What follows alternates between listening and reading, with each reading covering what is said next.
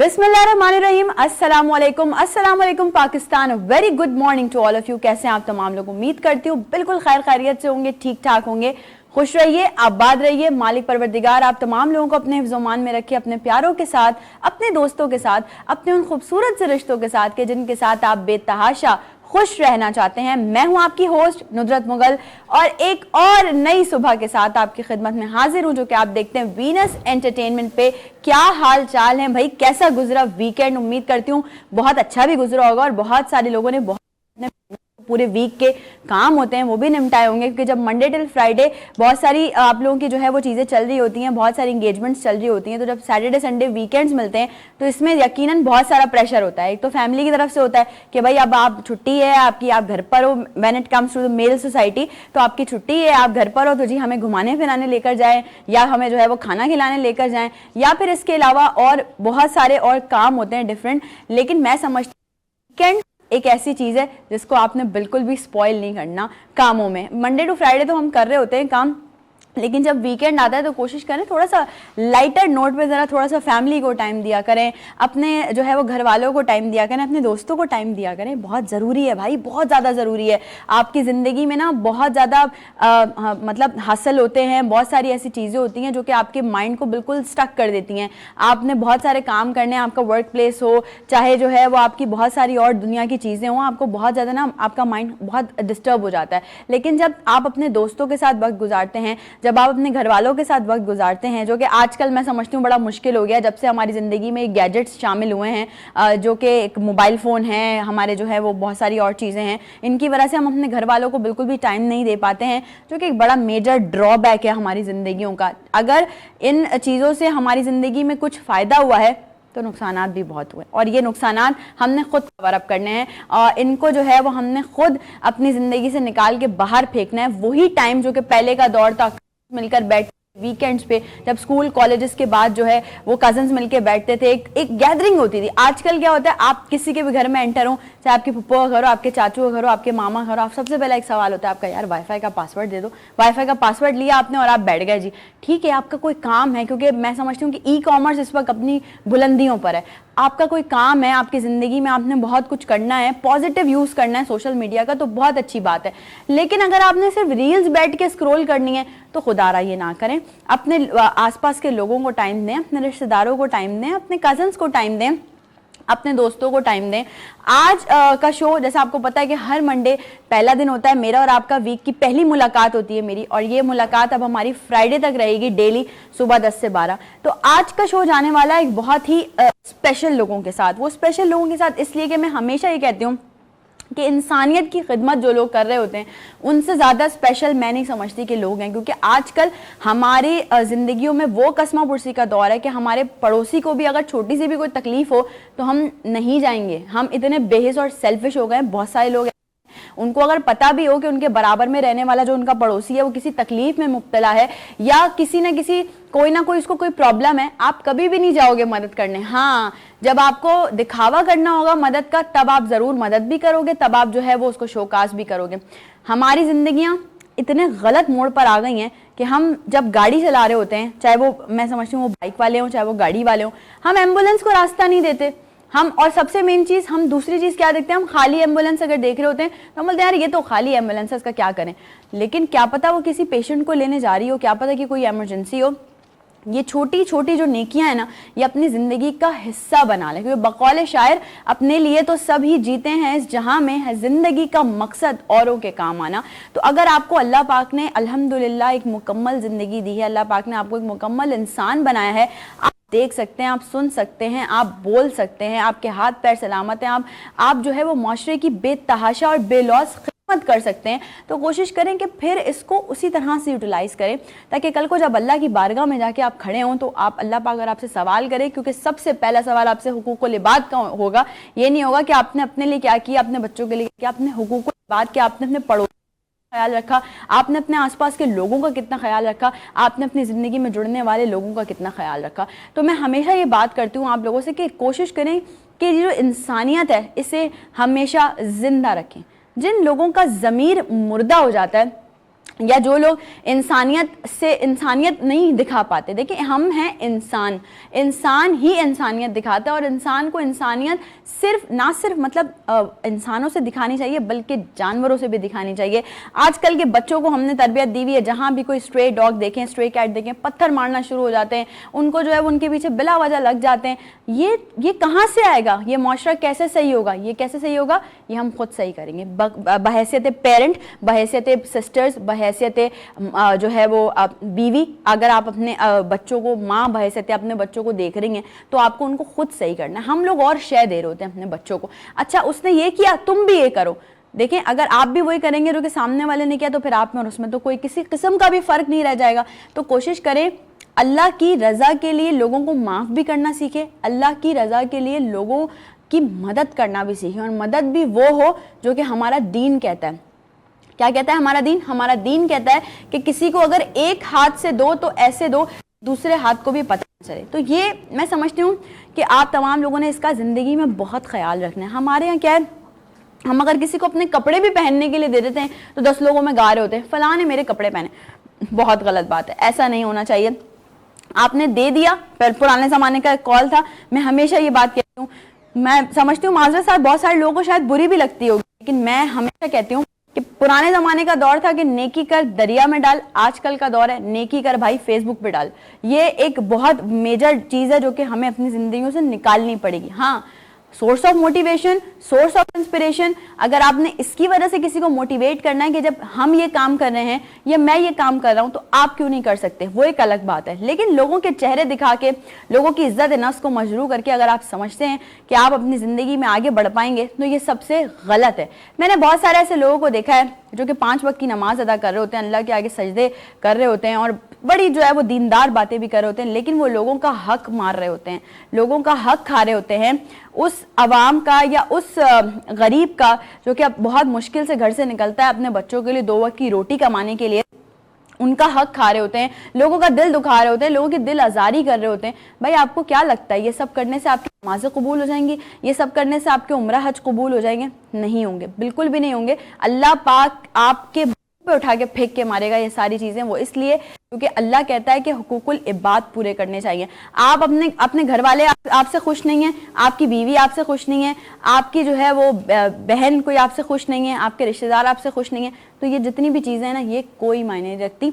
आप कोशिश करें कि आप अपने आसपास के लोगों में खुशियां बांटें, और सबसे मेन चीज जो मैं हमेशा हर करती हूँ, बांटें। जिंदगी बहुत मुश्किल हो गई है, जिंदगी में बहुत मुश्किलात आ गई हैं, तो कोशिश करें कि जब भी किसी ऐसे इंसान को देखें जिसकी जिंदगी में ऑलरेडी पहले से बहुत मुश्किलात है तो उसकी जिंदगी में मजीद मुश्किलात पैदा करने का सबब ना बने। अपने आप को भी आसान रखें और जिंदगी ध्यान रखें। एक छोटी सी ब्रेक है, ब्रेक पे चलते हैं। ब्रेक से जब वापस आएंगे तो नई सुबह के स्टूडियो में हमें हमारे गेस्ट ज्वाइन करेंगे।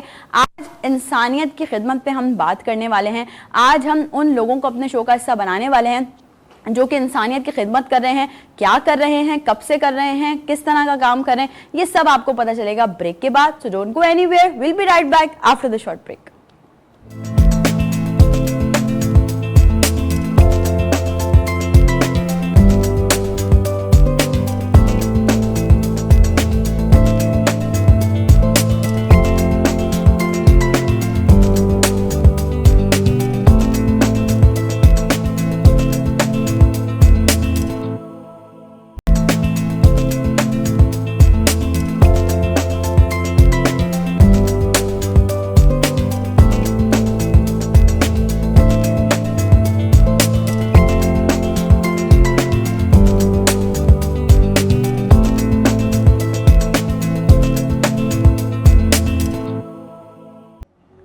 Once again welcome back. एक बार फिर से आप तमाम लोगों को खुशामदीद कहती हूँ नई सुबह में। और जैसे कि मैंने आपको इंट्रोडक्शन में बताया था कि आज का शो बहुत स्पेशल होने वाला है, वो इसलिए कि आज आप ये समझ लें कि आज का शो हम नाम करते हैं उन लोगों के जो कि इंसानियत की खिदमत कर रहे हैं, जो कि इंसानी मसीहा लोग हैं। और ये बहुत कम लोग होते हैं और ये बहुत सिलेक्टेड लोग होते हैं जिन्हें अल्लाह पाक जो है वो चुनता है बेसिकली अपने बंदों की मदद करने के लिए, अपने बंदों की रहनुमाई के लिए। और ऐसे लोगों को हमेशा से ही हम सराहते भी हैं, अप्रिशिएट करते हैं और कोशिश करते हैं कि नई सुबह का हिस्सा उनको ज़रूर बनाया जाए।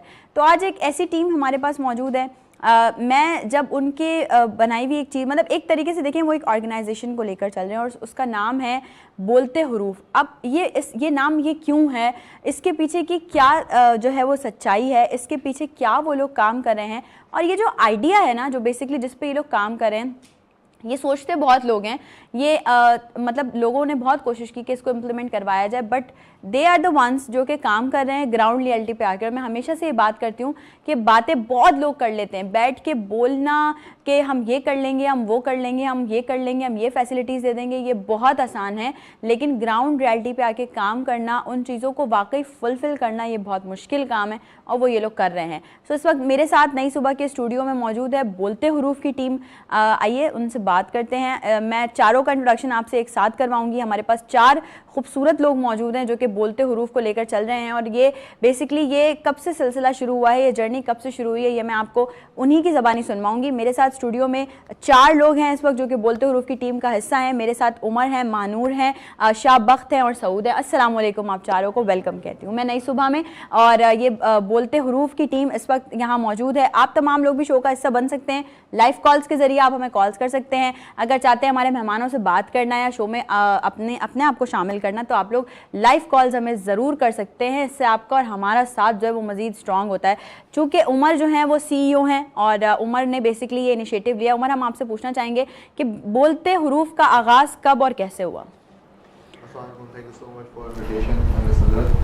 तो अच्छा, बोलते हरूफ बेसिकली 2019 के अंदर हमें इस प्रॉब्लम के बारे में पता लगा था। हमने इसके ऊपर अपना रिसर्च एंड डेवलपमेंट स्टार्ट कि क्या ये प्रोडक्ट पाकिस्तान में बन सकती है, क्योंकि इससे पहले जैसे आपने खुद भी बताया कि कई लोगों ने ट्राई किया था, मगर सक्सेसफुल नहीं हो सके, तो सब फेलियर की तरफ गए थे मेजरली। तो हमने अलहमदुलिल्लाह काफ़ी अरसे तक स्ट्रगल की और कोशिश की कि हम इस सॉफ्टवेयर को पाकिस्तान में तैयार कर सकें और बुक्स ऑटोमेशन के थ्रू, ब्रेल सॉफ्टवेयर की बात, यस, ब्रेल सॉफ्टवेयर के थ्रू निकल सके, क्योंकि इंटरनेशनल जो सॉफ्टवेयर हैं वो हमारी रीजनल लैंग्वेजेस को मुकम्मल सपोर्ट नहीं करती थी। उर्दू को, सिंधी को, अरबिक को। तो मैनुअल प्रोसेस के अंदर बुक्स जब बनती थी तो वो बहुत ज़्यादा टाइम कंज्यूम कर लिया करती थी। इवन सालों लग जाते थे कई दफ़ा बुक्स बनाने में। तो फिर इसकी वजह से जो ना बच्चों के हाथ में बुक्स नहीं थी।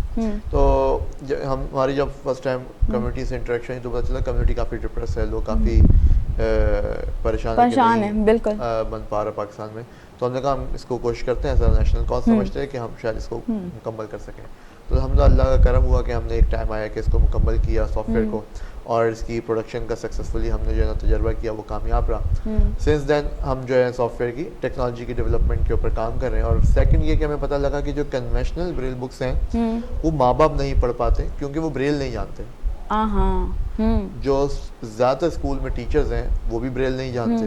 तो जो इंक्लूसिव एजुकेशन जो यूनाइटेड नेशन का गोल है इस वक्त, वो अचीव करना बहुत मुश्किल है विदाउट लर्निंग ऑफ ब्रेल, या फिर ऐसी बुक्स हों कि जो वो पढ़ सकें। बिल्कुल। तो हमने वहाँ से एक नया और कॉन्सेप्ट इंट्रोड्यूस करवाने की कोशिश की कि क्यों ना ऐसी बुक्स और डॉक्यूमेंट्स बन सकें जो ना सिर्फ विजुअली इम्पेयर्ड पढ़ सकें बल्कि साइटेड लोग भी पढ़ सकें। बिल्कुल बिल्कुल। इससे फायदा ये होगा कि इंक्लूसिव एजुकेशन होगी, इंक्लूसिव एनवायरनमेंट होगा। ये बेसिकली कॉन्सेप्ट हम लेके चले।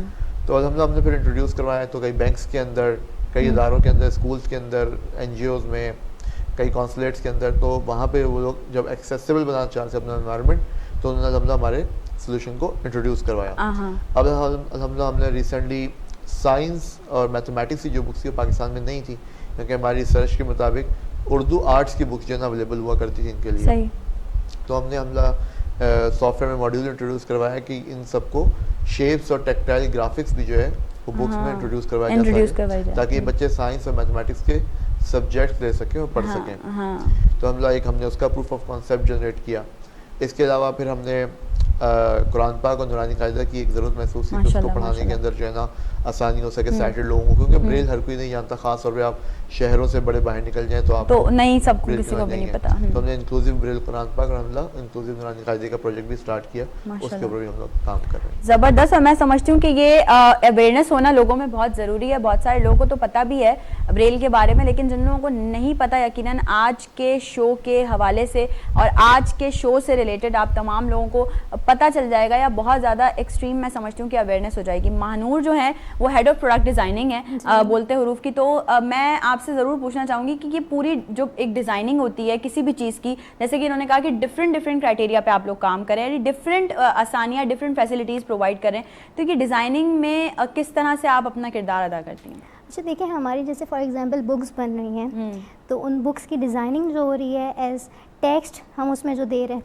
उसमें जो हम ब्रेल दे रहे हैं, इसकी डिज़ाइनिंग आपकी पूरी हो रही है। इसके अलावा जो हमारे ग्राफिक्स से रिलेटेड हैं, हम टेक्टाइल ग्राफिक्स की बुक्स बनाई हुई हैं वो हैं। इसके अलावा हमारे डिफरेंट बैंक्स हैं, हम बैंक्स के जो फॉर्म्स होते हैं, अकाउंट ओपनिंग फॉर्म्स हैं, डिफरेंट फॉर्म्स उनके, उन फॉर्म्स को हम डिज़ाइन करके दे रहे हैं। तो वो फॉर्म जैसे कि आप जो आते हैं, आपको एक साइटेड तो उन फॉर्म्स को देख सकता है, वो पढ़ सकता है, ठीक है, लेकिन एक ब्लाइंड के लिए वो मुश्किल है। जब तक उसके साथ कोई जाएगा नहीं तब तक वो उसे फिल आउट नहीं कर सकता है, ठीक है। तो वो उन फॉर्म्स की डिज़ाइनिंग जो है हम कर रहे हैं, मैं देख रही हूँ, ठीक है।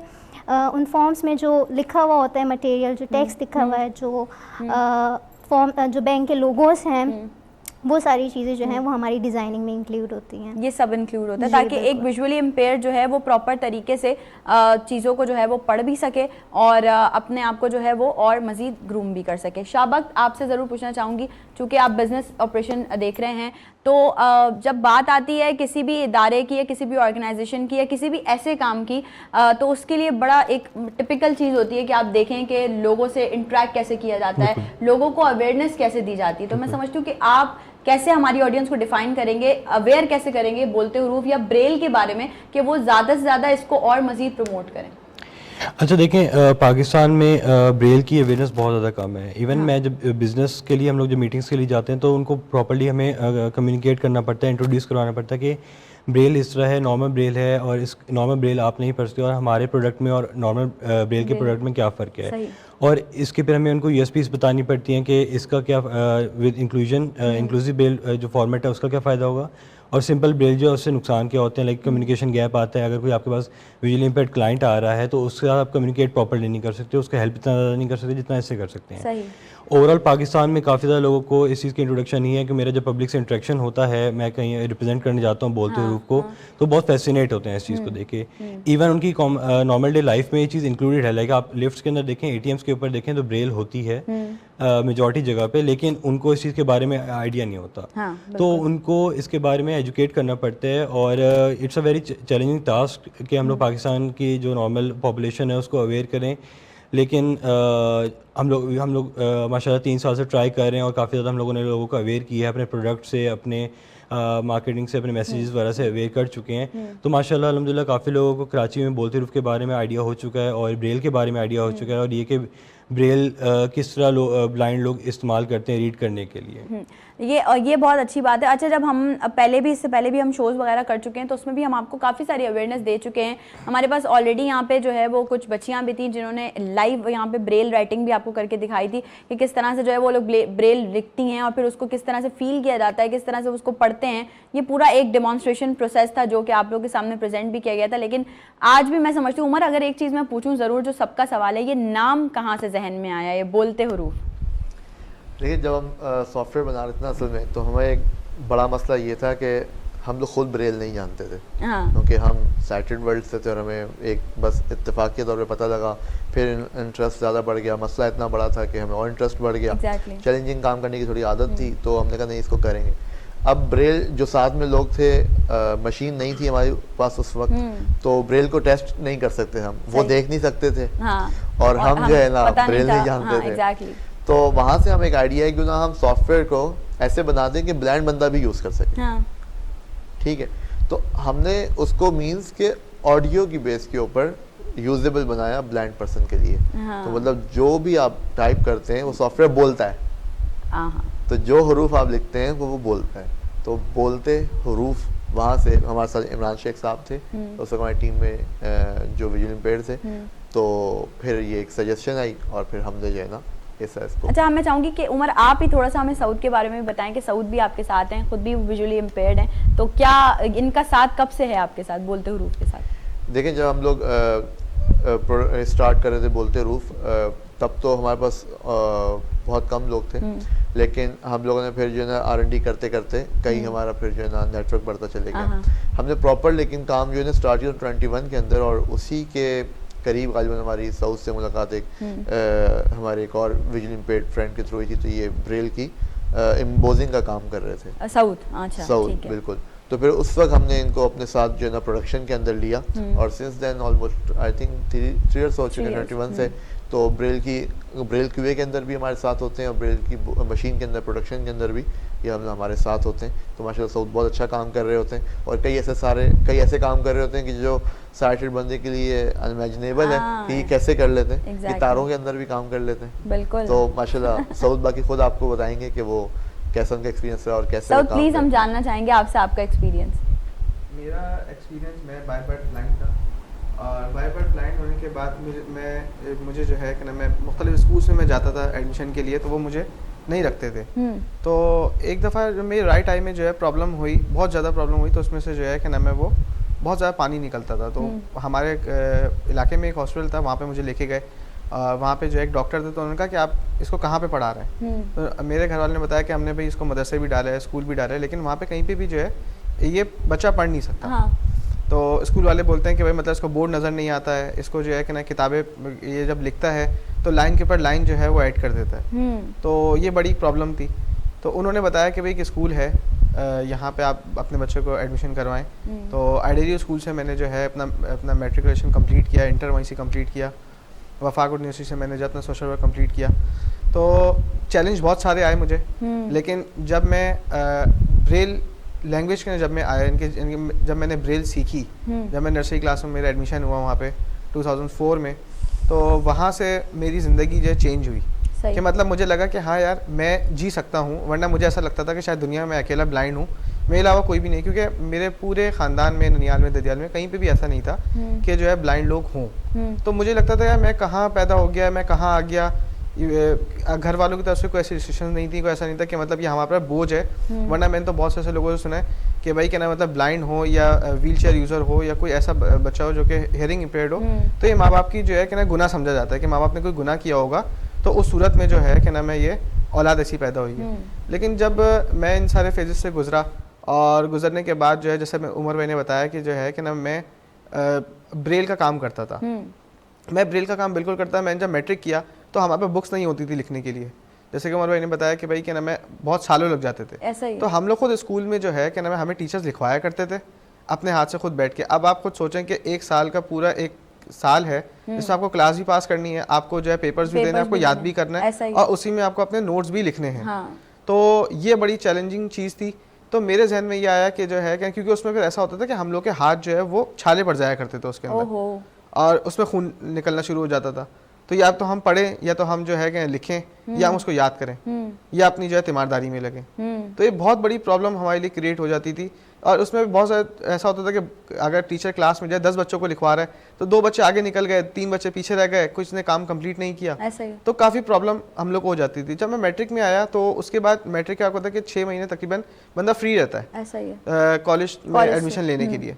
तो उस टाइम में मैंने सोचा कि जो ऐसी बुक्स बनानी चाहिए कि हमें तो बुक्स मिली नहीं है, तो जाहिर सी बात है कि ये दुनिया है, आगे बच्चे आते रहेंगे, ब्लाइंड लोग हैं, तो हम ऐसी बुक्स के ऊपर काम करें। तो मैंने जो है कि ना मैं कोर्स कुछ बनाया, कुछ चीज़ें रहीं, फिर आगे जाके जब बोलते हुरूफ वालों का साथ मिला तो मुझे लगा कि शायद मैं कोई दूसरी राह पर हूँ, मुझे एक सही जगह पर आना चाहिए। तो जैसे कि जब इंक्लूसिव कॉन्सेप्ट मेरे सामने आया तो मुझे लगा यार ये बहुत अच्छी चीज़ है कि इसमें मैं भी पढ़ सकता हूँ, मेरे घर वाले ही पढ़ सकते हैं। सही। तो वहाँ से ये चीज़ जो है फिर बोलते हुरूफ के साथ जुड़ते हुए हम यहाँ तक आए कि जिसमें क्या ना मैं आज बोलते हुरूफ वाले ने मुझे प्रोडक्शन हेड भी बनाया मेरी कारकर्दगी को देखते हुए, कि जो है कि ना मतलब इसका कंटेंट जो होता है जो इंक प्रिंट में होता है फिर उसको ब्रेल में कन्वर्ट करते हैं। फिर ये एक बहुत बड़ी रिस्पॉन्सिबिलिटी है कि जब आप किसी चीज़ को डिलीवर कर रहे हैं तो आपको पता होना चाहिए कि भाई क्या नाम है इसके अंदर कोई मिस्टेक ना हो। तो ये एक बहुत बड़ी हमारे लिए चैलेंज होता है कि हम इसको जो है कि ब्रेल में कन्वर्ट कर रहे हैं, उसको बाकायदा 10-10, 15-15, 20-20 पेज, 100-100 पेज तक जो है फॉर्म्स होते हैं, बुक्स होती हैं, उनको रीड करना होता है। और रीड करने के बाद जो है वो प्रोडक्शन की तरफ जब आती हैं तो उसमें भी जो है कि ना बाकायदा 20-20 में से हम पेजेस को लेके चेक करते हैं कि ऐसा नहीं कोई डॉट कम हो या कोई जो है कि ना कोई कैरेक्टर कम हो। तो ये बहुत बड़ी रिस्पॉन्सिबिलिटी होती है कि जिसको मैंने बखूबी जो है पिछले 4 साल से निभाता हुआ आ रहा हूँ। और अल्लाह का शुक्र है कि बोलते हुए ने कभी ये नहीं समझा कि भाई आप ब्लाइंड हो, आप ये काम नहीं कर सकते या आप ये काम नहीं कर सकते। बहुत सी ऐसी चीज़ होती है, मैं उम्र से बोलता हूँ भाई ये काम मैं करूँ, कहते हैं बिल्कुल आप कर लो। कभी मुझे ये नहीं कहा गया कि नहीं भाई आप रहने दो, आपको तो खुद एक बंदे की ज़रूरत पड़ेगी, आपको खुद एक मसला होगा। तो अल्हम्दुलिल्लाह अल्लाह का शुक्र है कि बोलते रूफ ने मेरा बहुत अच्छा साथ दिया और मुझे बहुत आगे तक जो है वो लेकर के आए। ज़बरदस्त। और मैं समझती हूँ कि वाकई आप सही कह रहे हैं कि जब इंसान मैं हमेशा से बात करती हूँ जब भी हम ऐसा कोई शो करते हैं जिसमें हमारे साथ हमारे विजुअली इम्पेयर्ड लोग मौजूद होते हैं कि ये हम आम लोगों से ज़्यादा बेहतर हैं, ये हमसे ज़्यादा एक्टिव होते हैं, हमसे ज़्यादा अच्छा काम कर सकते हैं और हमसे ज़्यादा क्रिएटिव होते हैं और हमें कभी भी इनकी काबिलियत पर शक नहीं करना चाहिए। और जैसे कि उमर हैं, उमर सबको जो है वो लेके साथ चल रहे हैं और फिर आगे जो लोग हैं जो कि विजुअली इम्पेयर्ड हैं उनके लिए भी काम कर रहे हैं, तो ये मैं समझती हूँ कि एक बहुत अच्छी बात है और इसे मज़ीद आगे बढ़ते रहना चाहिए, मज़ीद लोगों को भी अब इस कार्य खैर में आना चाहिए, साथ मिलकर ब्रेल के लिए काम करना चाहिए। अच्छा उमर, आप क्या देखते हैं, क्या समझते हैं कि इस वक्त पाकिस्तान में अगर हम रेशियो देखें तो किस हद तक लोगों को अवेयरनेस हो गई है ब्रेल के हवाले से? देखिए पाकिस्तान में ब्रेल की जो अवेयरनेस है ना वो मैं समझता हूँ अभी तक बहुत लिमिटेड है। सही। लिमिटेड नहीं, बहुत ज़्यादा लिमिटेड है। इसकी आप एग्जांपल मैं आपको बताऊं, एक गवर्नमेंट कमिश्नर ऑफिस की बल्कि मैं बात कर रहा हूं जो असिस्टेंट कमिश्नर है, नाम बताना मुनासिब नहीं रहेगा। मैं भी पिछले कुछ हफ्ते पहले मेरी उनसे मुलाकात हुई तो उनको जब मैं अपना काम का बताया तो वो बड़ा हैरान हुए। कहते हैं आप इतना बड़ा काम कर रहे हैं मुझे पता नहीं लगा। कह रहे हैं आपको पता है मैं यहाँ पे पेपर के अंदर नोक डाल डाल के लोगों से बोल रहा हूँ कि ये ब्रेल करने वाला कोई काम है और किसी को यही नहीं पता ये ब्रेल होती क्या है। इतने बड़े ऑफिस में किसी को नहीं, वो क्योंकि ज़रा बाहर से पढ़ के आए हुए थे तो उनको ज़रा आइडिया था चीज़ों का। अब वो कहते हैं मैंने एक विजुअली इम्पेयर्ड स्टाफ हायर किया है, उसके लिए कोई मटेरियल ही रीडेबल नहीं है। ऐसा ही है, बिल्कुल ऐसा है। दुनिया में तो सब जगह होता है। तो वो बड़ा शौक थे, कह रहे थे कि मैं पाकिस्तान में जो देख रहा हूँ एनवायरनमेंट, यहाँ पे कोई एक्सेसिबल चीज़ ही नहीं है। ऐसा ही है, ऐसा ही है। तो अल्हम्दुलिल्लाह फिर हमारी जब बातचीत अब हमारे उनके साथ चल रहा है काम वगैरह, इंशाल्लाह हम अनकरीब उनके साथ मिलके बुक्स और मटेरियल जो है एक्सेसिबल लेकर आएंगे। तो बात मतलब आप कह रहे हैं कि लिमिटेड अवेयरनेस है। अब देखिए इसमें गवर्नमेंट सतह के ऊपर कुछ चीज़ें जब तक नहीं होगी नहीं आएगा। मैं आपको एग्जांपल देता हूँ, CNIC है, क्यों नहीं है वो ब्रेल में? उनका राइट है, बेसिक राइट है। ऐसा ही है। मैं ऑस्ट्रिया में था, वहाँ पे यूनिवर्सिटी के जो बच्चे का ID कार्ड था उसमें ब्रेल इम्पोज हुआ था। हाँ। वो तो ब्लाइंड नहीं था। हाँ, लेकिन फिर भी ब्रेल में था। जब आपकी अब देखें ना, अब ये हम नहीं बनाते लिफ्ट, लेकिन उसमें ब्रेल होती है। ये हमने अगर हमने बनाई होती ना पाकिस्तानियों ने तो शायद ना होती। ऐसा ही है, बिल्कुल ठीक ऐसा है। ही। तो इस तरीके से नोट हो गया। हम वैसे बड़ी खिलाफ बातें करते हैं इजराइल की। इजराइल के नोट में ब्रेल होता है, इजराइल के टीवी चैनल में साइन लैंग्वेज होती है। मतलब ये पाकिस्तान में जो लिमिटेड है उसको ज़्यादा एक्सेस होने की ज़रूरत है। मैं आपकी बात को ज़रूर कंटिन्यू करूंगी। उमर, एक छोटा सा ब्रेक है हमारे पास, ब्रेक पे जा रहे हैं, ब्रेक से जल्दी से जाइए और जल्दी से वापस आइए। हम यहीं हैं, यहीं मौजूद हैं, इसी तरह से बातें चलती रहेंगी। Will be right back after the short break.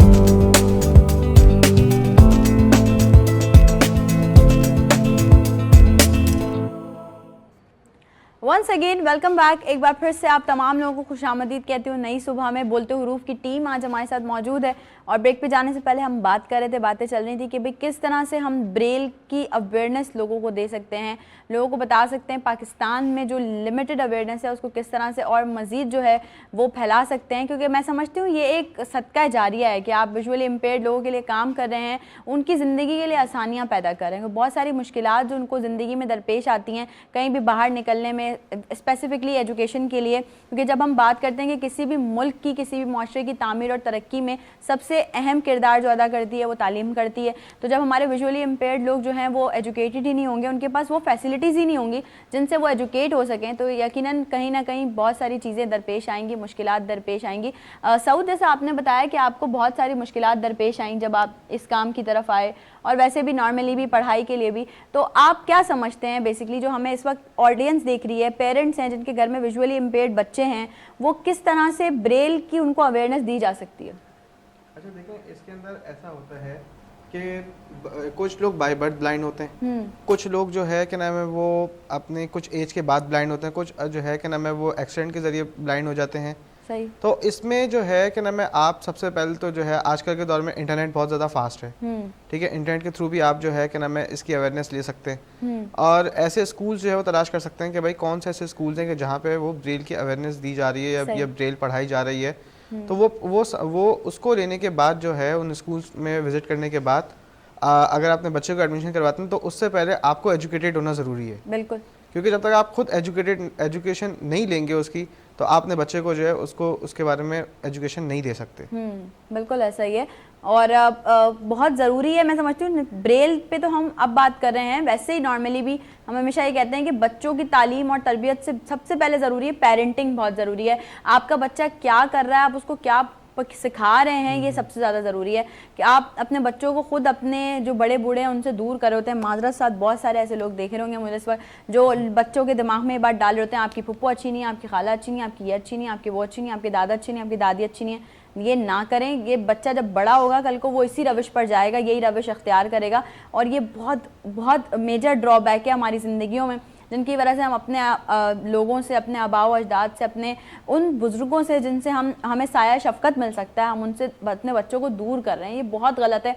कल को आपका बच्चा जब खड़ा हो कि आपको ही ब्लेम करेगा कि आपने उसे अपने रिश्तेदारों से दूर रखा। और अगर विजुअली इम्पेयर्ड है तो यहाँ तो एक बड़ा मेजर ड्रॉबैक आ जाता है। जैसे सऊद ने भी पहले बताया कि माज़र साथ नॉट 5 फिंगर्स आर इक्वल, लेकिन बहुत सारे लोग ऐसे हैं वो एक कोना दे दिया, एक कमरा दे दिया कि भाई यहाँ आपने रहना है, यहीं खाना है, यहीं पीना है, यहीं सोना है, यहीं जागना है। क्यों? वो इंसान नहीं है, विजुअली इम्पेयर्ड है ना सिर्फ, लेकिन बहुत सारे काम कर सकता है, अपने आप को मनवा सकता है। सऊद हैं, देखें माशाल्लाह से किस तरह से काम कर रहे हैं। इसके अलावा बेताशा हमारे जो है वो विजुअली इम्पेयर्ड लोग हैं। मेरी बहुत सारी ऐसी दोस्तें यहाँ आई हैं इस शो में जिनको आपने देखा है कि वो माहिर ब्यूटिशियंस हैं। भाई वो ब्लाइंड हैं लेकिन वो ब्यूटिशियंस हैं, वो काम कर रही हैं, अपने आप को जो है वो आप तमाम लोगों के सामने प्रेजेंट कर रही हैं। तो ऐसा नहीं है, अगर आपके घर कोई भी विजुअली इम्पेयर्ड बच्चा मौजूद है तो उसको इस तरह से बिल्कुल ही आप जो है वो फैमिली फंक्शंस में नहीं लेकर जाते कि जी इंसल्ट होगी। किस बात की इंसल्ट? आप खुशकिस्मत हैं, अल्लाह पाक ने आपके घर में एक ऐसा बच्चा दिया है जिसकी आप जो है वो तालीम और तरबियत करेंगे ना तो देखिएगा रहती दुनिया तक लोग आपको सराहेंगे भी, लोग आपको अप्रिशिएट भी करेंगे और लोग आपको जो है वो ना सिर्फ लोग बल्कि आखिरत में भी आपके लिए बहुत ही ज़्यादा सवाब है, बहुत ज़्यादा अजर है। तो बस अब ये चीज़ थोड़ी सी हमारे दिमागों में डालना ज़रूरी है। सिर्फ सुन के एक कान से सुनना, एक कान से निकाल देना, ये ज़िंदगी का हिस्सा नहीं है। मानूर, मैं ज़रा आपकी तरफ आऊँगी और आपसे ज़रूर पूछूंगी कि आपने बताया जिस तरह से कि डिफरेंट चीज़ें आप डिज़ाइनिंग कर रही होती हैं तो आपके विजिट्स भी होते होंगे, ऑब्वियसली आप जाती भी होंगी, लोगों को देखती भी होंगी। अगर हम बात करें अपनी फ़ीमेल लोगों की, जो हमारी फ़ीमेल्स हैं और वो विजुअली इम्पेयर्ड हैं और उनको जो है वो ये बड़ा मुश्किल हो रहा है ब्रेल में आगे बढ़ना या ब्रेल समझना, उनके लिए पेरेंट्स को ये राज़ी करना कि भाई थोड़ा सा लड़कियों को निकालिए बाहर जो विजुअली इम्पेयर्ड हैं, उनको ब्रेल की तरफ लाइए, उनको ब्रेल सिखाइए, ये कितना ज़रूरी है और ये हम कैसे कर सकते हैं? देखिए, पहली चीज़ आपने जो बात कही, मैं आप ही की बात को कहूँगी, बिल्कुल सही कही कि पेरेंट का जो है ना वो एजुकेट होना ज़रूरी है। हाँ, देखिए, माशरे में ना शऊर का होना ज़रूरी है। बिल्कुल बिल्कुल। जब तक शऊर नहीं आएगा उन्हें ये पता नहीं चलेगा कि आपकी एजुकेशन कितनी इंपॉर्टेंट है। ऐसा ही हम ये बोल तो देते हैं लेकिन पेरेंट्स को खुद भी ये चाहिए कि वो एजुकेशन को जो है ना प्रायोरिटी पे रखें। बिल्कुल बिल्कुल। तो अगर पेरेंट्स में इतनी शऊर होगा, वो खुद से अपने बच्चों को ये तरबियत देंगे कि बेटा आपकी एजुकेशन बहुत इंपॉर्टेंट है, आपकी ये कमी आपको मैटर नहीं करती है, आप इस कमी पे अगर आप इसको ओवरकम करेंगे आप खुद आगे सक्सेस जो है हासिल करें। तो यही मैं कहना चाहूँगी कि पेरेंट्स जो हैं वो फोकस करें बच्चों की एजुकेशन पे, ख़ासकर गर्ल्स की एजुकेशन पे, क्योंकि देखिए मेल्स तो कर लेते हैं लेकिन वही चीज़ कि औरतों का ना एक हमारे पाकिस्तान माशरे में है कि लड़कियों की तालीम पर इतनी तवज्जो नहीं दी जाती है। वो जब हम बात करते हैं लड़का लड़की की तालीम की तो कहते हैं भाई लड़के को आप हायर एजुकेशन में, लड़की का क्या कहीं भी पढ़ लेगी। बिल्कुल, लड़कियों को, और एक तो उनका ना चूल्हा हांडे वाली जो चीज़ होती है कि बस उन्हें तो ये करना है तो इनको पढ़ाई की क्या ज़रूरत है। मैटर ये करता है कि आपको ना वुमेन को भी पढ़ाना है, क्योंकि देखिए माशरा तरक्की तभी करेगा जब मर्द और औरत दोनों एजुकेशन की तरफ बढ़ेंगे और पढ़ेंगे। तो साइटेड के साथ साथ ब्लाइंड की एजुकेशन भी हमारी पाकिस्तान की सक्सेस के लिए बहुत ज़्यादा मैटर करती है। और जो आपने बात की मैं उसी बात को आगे लेके चलूँगी कि अगर एक लड़की पढ़ी लिखी है तो आगे आने वाली जो उसकी नस्लें होंगी ना, जनरेशन, वो पढ़ी लिखी जनरेशन को एक जो है वो परवान चढ़ाएगी, बच्चों को पढ़ा सकती है, बता सकती है बच्चों को। उसको खुद नहीं पता होगा अगर कि किस तरीके से सारी चीज़ों को लेके चलना है, तो मैं समझती हूँ कि वो नहीं ले। जी उमर कुछ कह रहे हैं? एक फीमेल इसी तरह साइमा सलीम है, अगर आपने गालिबा उनका नाम सुना हो, बिल्कुल जो इमरान खान साहब की स्पीच के बाद यूएन में जो फेमस स्पीच थी, उसके बाद उन्होंने स्पीच की थी, तो वो विजुअली इम्पेयर्ड थी। वो बहुत कम लोगों को ये बात पता है, वो जो स्पीच कर रही थी वो ब्रेल से कर रही थी, वो फीमेल, वो विजुअली इम्पेयर्ड थी। ओके, ब्रेल यूज या करें। और उनकी जो एजुकेशन की हिस्ट्री है, वो उन्होंने सीएसएस का एग्ज़ाम जब वो देने की अटैम्प्ट करने की कोशिश करी थी, उनको एग्ज़ाम नहीं देने जा रहा था, तो प्रेसिडेंट ऑफ पाकिस्तान ने बीच में इंटरवेन करके एग्ज़ाम दिलवाया, और उन्होंने जब एग्ज़ाम दिया तो आपको पता है पूरे पाकिस्तान की लड़कियों में सीएसएस में उन्होंने टॉप किया, वो विजुअली और विजुअली इम्पेयर्ड इम्पेयर्ड थी। देखें, ठीक है, तो अब आप सोचें कि वहाँ वो उनका तो एक एक्सेस था, तो वो चले, उनके लिए लोग खड़े हुए और उनको एक्सेस मिला, उन्होंने एग्जाम दिया, पास हो गई। अब इस तरह कितनी साइमा सलीम होंगी जिनका एक्सेस नहीं होगा, हमने खो दी होंगी। ऐसा ही है, बिल्कुल वो इस वजह से खो दी होंगी कि भाई लड़कियों की तालीम पे क्या फोकस किया जाए, ऐसा ही है बस, ठीक है कहीं से भी पढ़ लेंगी। और जब फिर वही बात है कि यहाँ हम नॉर्मल जो हमारी लड़कियाँ, हम उनकी तालीम पे फोकस नहीं कर रहे, तो जो हमारी ब्रेल वाली लड़कियाँ उनको तो फिर बिल्कुल ही एक समझते हैं कि बिल्कुल किराने से लगा दिया जाता है विजुअली इम्पेयर्ड, के नहीं भाई अब तो ब्रेल कहाँ से पढ़ाएंगे हम इनको, हमें तो पता ही नहीं। अच्छा, बहुत सारे लोगों का ये भी मिसकॉन्सेप्शन बना हुआ है कि भाई कोई इदारे ऐसे होते हैं ब्रेल के लिए जो कि बड़ी एक्सपेंसिव फीस ले रहे होते हैं, उनको जाके बड़े पैसे भरने पड़ते हैं, लेकिन मैं समझती हूँ कि ऐसा नहीं है जैसे आप लोग कर रहे हैं। अच्छा, मुझे बताएं अभी तक कितने ऐसे लोग हैं जो कि बोलते हरूफ की टीम की वजह से बहुत आसानियां जिनमें पैदा हो गई हैं? क्या अगर हम काउंट देखें कि बहुत सारे लोग जुड़े होंगे ज़ाहिर है आप लोगों के साथ जिन्होंने ब्रेल को अवेल किया होगा, तो मुझे बताएं अगर हम काउंट देखें तो आपको क्या लगता है कितने लोग हैं जो कि अभी इस वक्त जुड़ चुके हैं? देखिए एग्जैक्ट नंबर तो हमारे पास इस तरह नहीं है कि कितने लोगों को हमने फैसिलिटेट किया, लेकिन हम लोग क्योंकि ज़्यादा ऑर्गेनाइजेशन से डील कर रहे हैं तो ऑर्गेनाइजेशन आगे दे रही हैं, तो हमने जो तकरीबन जो डॉक्यूमेंट्स प्रिंट और इम्बोज किए हैं वो तकरीबन 4 लाख से ज़्यादा हो गए अल्हम्दुलिल्लाह। ओके, अल्हम्दुलिल्लाह, मतलब 4 लाख से ज़्यादा। ओके, ज़बरदस्त। और मैं ज़रूर चाहूँगी कि आप मुझे प्लीज़ कुछ थोड़ा सा दिखाएं भी, जो आपके पास ये डॉक्यूमेंट्स वगैरह हैं, तो ये आप हमारी ऑडियंस को दिखाएं। देखिए कि हमारे पास क्या क्या है। ब्रेल का एक डॉक्यूमेंट होता है, सही, कि जो कन्वेंशनल पहले ब्रेल बुक जिस तरह बन रही थी, सही है, ठीक है। बोल्डर का इनोवेशन ये की कि हमने एक ऐसे डॉक्यूमेंट का कॉन्सेप्ट दिया है जो साइटेड और विजुअली इम्पेयर्ड दोनों पढ़ सकें। इसी तरह इसके अंदर हमने बैंकिंग के अंदर दिया कि ऐसे डॉक्यूमेंट्स निकल सकें। एजुकेशन का कॉन्सेप्ट है हमारा नेशनल एंथम। इसी तरह हमने जो शेप्स हैं, जैसे आपको तो पता है कि जी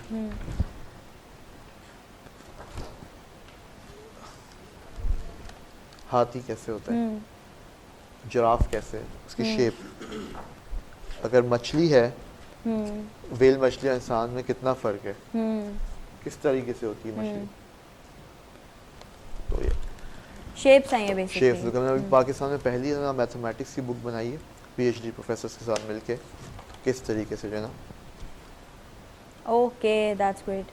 अच्छा, ये दोनों के लिए है, मतलब हमारे विजुअली इम्पेयर्ड भी इससे पढ़ सकते हैं, वो ब्रेल फायदा ये होगा कि आपको ट्यूटर अगर कोई चाहिए घर के करीब में तो आप वो भी पढ़ा सकते हैं, मामा बहन भाई भी पढ़ा सकते हैं। इंक्लूसिव एजुकेशन मतलब साइटेड बच्चों के स्कूल्स के अंदर इससे पढ़ाया जा सकता है बच्चे।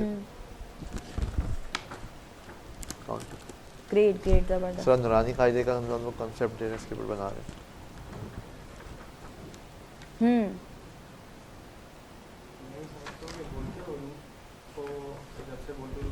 जी, लोगों का ये कॉन्सेप्ट खत्म हो गया है कि भाई क्या ना हम अपने बच्चे को पढ़ा नहीं सकते, ऐसा ही है। हमारा बच्चा पढ़ नहीं सकता, हमारा बच्चा जो है कि ना मैं आप कहीं नहीं जा सकता। ताकि मैं समझता हूँ कि ऐसा होना चाहिए कि अगर साइटेड बच्चा जो है वो तो 10 चीज़ों से पढ़ लेगा, उसके पास जो है क्या नाम है ऑडियो भी है, वीडियो भी है, हार्ड कॉपी की बुक्स भी हैं, सॉफ्ट कॉपी भी है, इंटरनेट भी है, लेकिन ब्लाइंड बंदा जो है वो किसी हद तक जो है लिमिटेड है। जब तक वो अपनी जो है मैट्रिक या इंटर कंप्लीट नहीं कर लेता तब तक थोड़ा सा वो लिमिटेड है। तो जहाँ पे ऐसे पेरेंट्स हैं जो ये सोचते हैं कि नहीं हमने विजुअली इम्पेयर्ड को नहीं पढ़ाना है, या बस उनको जो है वो इतना पढ़ा दो कि बस ये अपने आप में जी लें या कुछ कर लें, तो मैं समझता हूँ ऐसा नहीं होना चाहिए। अगर जहाँ आप साइटेड बच्चे को साथ में लेके चल रहे हैं तो ब्लाइंड बंदे को उससे ज़्यादा मोटिवेट करें कि वो उनके बराबर आके खड़ा हो जाए। हाँ बिल्कुल ऐसा ही है, और ये मैं हमेशा से बात कहती हूँ।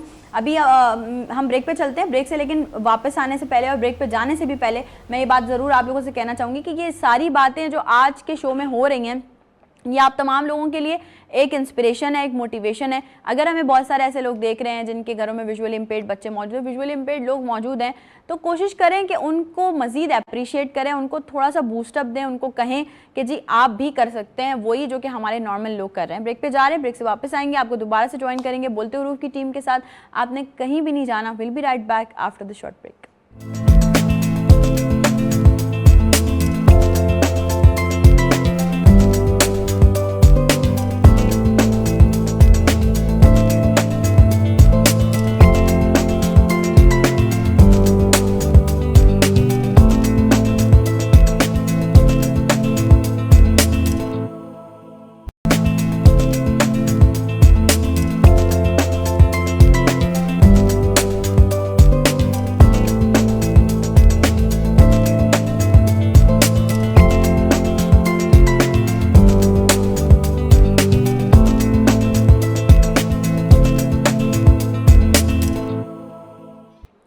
एक बार फिर से आप तमाम लोगों को खुशामदीद कहती हूँ नई सुबह में। बोलते हुरूफ की टीम हमारे साथ मौजूद है और आज हम बात कर रहे हैं कि भाई हमारे जो विजुअली इम्पेयर्ड लोग हैं उनके लिए कितना ज़रूरी है कि उनकी ज़िंदगियों में ब्रेल को शामिल किया जाए ताकि उनको ज़िंदगी गुजारने में मज़ीद आसानी हो। उमर, हम इतनी देर से बात कर रहे हैं बोलते हुरूफ के बारे में, हम सबसे अब आपसे ये जानना चाहेंगे, हमारी ऑडियंस को अवेयर कीजिए कि बेसिकली बोलते हुरूफ के क्या फंक्शंस हैं।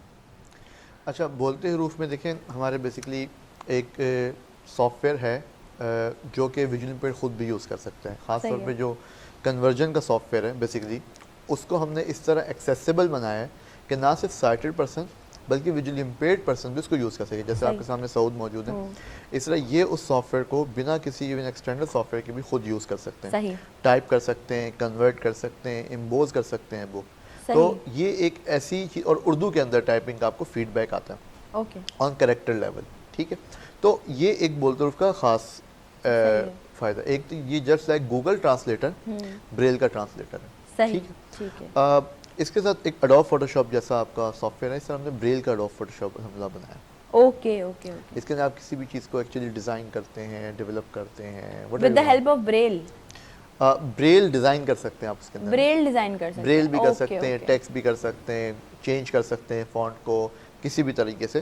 वो हमारा इंटरनली यूज होता है सिर्फ, लेकिन हमने पूरी टेक्नोलॉजी एक्चुअली डेवलप की है, मतलब टीम वर्क के लिए यूज होता है वो सिर्फ ना। यस एग्जैक्टली, क्योंकि हम एक्चुअली ना एंड टू एंड सोल्यूशन दे रहे हैं। इस वक्त हम सॉफ्टवेयर नहीं दे रहे ये वाला, हम बेसिकली एंड टू, क्योंकि इतनी लोगों का अवेयरनेस नहीं है। हम देंगे तो वो कुछ का कुछ निकलेगा, बदनामी उसके नाम आ सकती है। तो हम जो चीज आप लोग प्रॉपर कर सकते हैं वो हर कोई नहीं कर सकता ना। हाँ, अब लोग समझते हैं खाली जी कन्वर्ट करके दे दिया, अब ऐसा नहीं है। इसके अंदर पहले हमारा QA होता है, हमारा डिजिटल, जब कोई भी कंटेंट होता है उसको फिर QA होता है, पहले डिजिटल उसका कंटेंट, फिर उसका कन्वर्जन होता है, देन अगेन कंटेंट का QA होता है, फिर ब्रेल का कंटेंट QA होता है, फिर एक्सेसिबिलिटी टेस्टिंग होती है कि क्या विजुअली इम्पेयर्ड के लिए ये जो डिज़ाइन किया गया, बनाया गया, ये रीडेबल है या नहीं। एग्जैक्टली, सही चीज़ें, सारी चीज़ें अपनी जगह मौजूद है कि नहीं। जैसे एटलीस्ट 4 to 6 स्टेप्स हैं जिनके बाद जाके सैंपल निकलते हैं। ठीक है, इस तरह बल्कि इनसे निकल के, एजुकेशन बैंकिंग से निकल के दूसरे सेक्टर्स में आ रहे हैं। अभी एक बहुत बड़े ब्रांड ने हमें टेक्सटाइल में अप्रोच किया खुद, हालांकि हम भी काफ़ी अर्से सोच रहे थे कि मुझे इस तरह अप्रोच हुआ गया कि एक ब्लाइंड लड़की की फैमिली ने मुझे बोला कि भाई वो अगर कपड़े खरीदने जा रही है तो वो क्यों नहीं टैग पढ़ सकती। बहुत राइट है, बेसिक राइट है। बिल्कुल, अगर एक ब्लाइंड बंदा दवाई खरीदने जा रहा है वो क्यों नहीं पढ़ सकता क्या लिखा डब्बे में। आप यूरोप अगर ट्रैवल करते हैं तो यूरोप में हर डब्बे पे ब्रेल है, कंप्लाइंस है, वहाँ पे कोई आ ही नहीं सकती इसके बगैर दवाई। हमारे यहाँ क्यों नहीं है पैकेजिंग के ऊपर। ठीक है, तो हम लोग इस तरीके से इस तरफ भी आ रहे हैं, इस तरफ आ रहे हैं कि उनके लिए पूरा एक एनवायरनमेंट क्रिएट किया जाए। आप दुबई जाएं, यकीन करें रोड्स के ऊपर, जापान में आप देखें चलने का एक ट्रैक है बाकायदा ब्लाइंड लोगों के लिए, अलग ही ट्रैक है, वो एक ट्रैक है, उसके ऊपर वो चलते हैं, उसको ये बताते हैं राइट लेफ्ट कब लेने का ऑप्शन आ गया, कैसे जाना है, कोई जितने मटेरियल है वो एक्सेसिबल बना रहे हैं। आप अगर बसेस देखें तो उसके अंदर ना सिर्फ ब्लाइंड बल्कि व्हीलचेयर का भी एक्सेस होता है। हाँ, बिल्कुल, बिल्कुल। अब हमारे रोड्स पे देखें वो मतलब जिसकी टांगे वो भी नहीं चढ़ सकता, ऐसे हाल है। वहाँ पे जब बस आती है तो वो लेवल होती है, खड़े और उसके रोड से लेवल होती है, और व्हील चेयर वाला उसके अंदर पूरा बैठता है और वो जा नहीं सकता अगर उसने उसको नहीं बिठाया तो। पूरा एक्सेसिबल बनाया गया सिस्टम कि जी अगर डेफ आ जाए तो कैसे करेगा, व्हील चेयर वाला आ जाए, आप विजुअल इम्पेयर्ड आ जाए तो जो है ना वो कैसे एक्सेस करेगा। This is how a society should look like. Exactly उनका बेसिक राइट है, प्रिविलेज नहीं है ना, हाँ। It's not privilege. आप देखें इस वक्त WHO की जो नंबर स्टैटिस्टिक्स आ रहे हैं वो 15-16% ऑफ द पॉपुलेशन आ रहे हैं, अगर आप इस लिहाज से देखें। और पाकिस्तान में भी कम से कम कहते हैं 10% है जो हाँ। उनके नंबर आते ऐसा हैं। ही। 10% का मतलब क्या है, 2.25 करोड़ से ज़्यादा। एग्जैक्टली ऐसा ही है। ठीक है, अगर आप एक इतना बड़ा एक सेगमेंट अपनी सोसाइटी का छोड़ देंगे तो आप आगे कैसे बढ़ेंगे। ब्रिटिश एक रिपोर्ट थी, उसके मुताबिक 15 बिलियन पाउंड से ज़्यादा पाकिस्तान को लॉस हो रहा है इकोनॉमिक एक्टिविटी का, 15 बिलियन पाउंड से ज़्यादा। तो इतने बड़े लॉस के साथ, इतने बड़ी निगलेक्शन के साथ आप आगे कैसे बढ़ेंगे। एग्जैक्टली आपने एजुकेशन में, आपको पता है रिपोर्ट के मुताबिक 90% से ज़्यादा एजुकेशन कंप्लीट नहीं कर पाते। 90% is huge number, huge number. और आप देखें, आपको मैं बता रहा हूँ कि CSS में टॉप किए हुए लोग हैं इनमें, पोटेंशियल देखें और हमारा काम देखें। अब देखें दुनिया में सब कुछ डिजिटाइज हो गया, कंप्यूटराइज्ड हो गई है। ऐसा ही। इस वक्त कॉल सेंटर की जॉब बहुत सारी जो ना ब्लाइंड्स कर रहे हैं। आप इमेजिन करें अगर फ्रीलांसिंग में ये लोग कॉल सेंटर की जॉब करना शुरू कर दें, अगर सिर्फ $1000 महीने का ये बनाने लग जाए, और आप सोचें अगर 1 लाख लोग, सिर्फ 1 लाख लोग भी $1000 बना लें तो ये इकोनॉमी भी तरक्की करेगी, जाहिर सी बात है। तो बिल्कुल। ये कितना बड़ा आप देखें इकोनॉमिक एक्टिविटी हो गई सालाना। एक तकरीबन जो है ना ये कोई 1 अरब $1 बिलियन ऐसा ही, से ज़्यादा ऐसा का ही। बन जाता है। ठीक है, तो आप कह रहे हैं कि एक्सपोर्ट, आप कह रहे हैं जी रेमिटेंसेस हैं, तो जो असल हमारा टैलेंट है, जो असल हमारा पोटेंशियल है, जब तक हम उसके ऊपर इन्वेस्ट नहीं करेंगे, आपको पता है कि कई चीज़ें जो ना साइड लोगों से ज़्यादा बेहतर हैं। जैसे बिल्कुल। महसूस की इनकी हमसे ज़्यादा बेहतर है, हाँ, सुनने की इनकी जो हिस्सा हमसे ज़्यादा बेहतर हम होती है। ज्यादा बेहतर है। बिल्कुल ऐसा तो ही। एक कॉल सेंटर के अंदर या सेल्स का बंदा, डिजिटल सेल्स का बंदा, वो विजुअल इम्पेयर्ड साइटेड बंदे से ज़्यादा बेहतर हो सकता है। ऐसा ही है, बिल्कुल ठीक ऐसा ही है, है। अब तो कई ऑर्गेनाइजेशन में ऑडिट चार्टर अकाउंटेंट जो है आना शुरू हो गए। हाँ, बिल्कुल ऐसा ही है, देखा हमने भी देखा। ठीक है, तो इस तरह डिफरेंट क्या कहते हैं ऑर्गेनाइजेशंस के अंदर डिफरेंट रोल्स इनके लिए आ रहे हैं, आ रहे जिसमें हैं, ये लोग बिल्कुल बहुत आ रहे हैं। अच्छा परफॉर्म किए जा रहे हैं आहिस्ता आहिस्ता। और मैं समझता हूँ आप इससे बजाय आप इसको देखें एक्सपोर्ट से रिलेटेड, आप इसको देखें कि कैसे ये लोग जो है ना एक्सपोर्ट मार्केट के अंदर जो है ना कंट्रीब्यूशन लेकर आ सकते हैं। हाँ, मैं एक ब्रांड को जानता हूँ, वो दुबई में एक्सपोर्ट करते हैं, यहाँ से उनकी कंपनी है फैसलाबाद के अंदर, टेक्सटाइल एक्सपोर्ट करते हैं, हाँ, वो अच्छा काम कर रहे हैं माशाल्लाह से वो।